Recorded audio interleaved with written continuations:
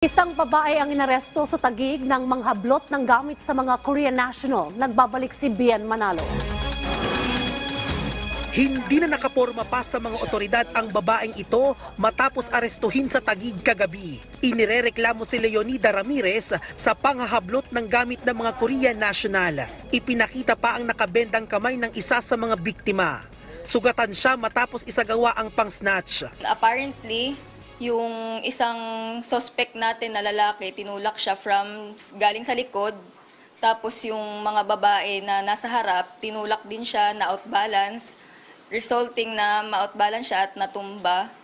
Pagtayo niya, na-discover na nawawala yung sling bag. Unfortunately, meron tayong marshal doon na nakaresponde agad dahil nagkaroon ng commotion. Modus na ng mga sospek ang mga snatch sa lugar na kalimitang target ay mga dayuhan. Modus po nila tong ganitong pangyayari na palilibutan nila yung ating mga biktima. And more on mga Korean mga tourist yung kanilang mga binibiktima. Pero posible pang madiin ang sospek dahil sa tangkang panunuhol sa mga biktima. Pagkarating po nung huli natin, nung suspect dito sa police station, nakikipag-areglo po siya dun sa ating biktima at nag-offer po siya ng 50,000.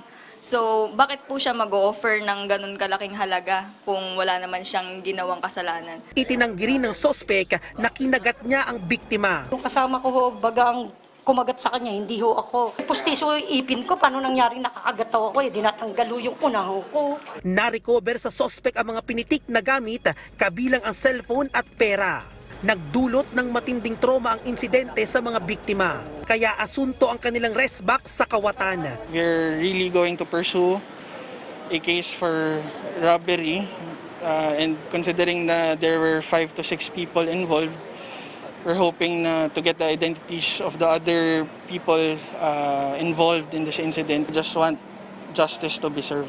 Nahaharap sa kasong robbery at physical injury ang kawatan. Bien Manalo para sa bayan.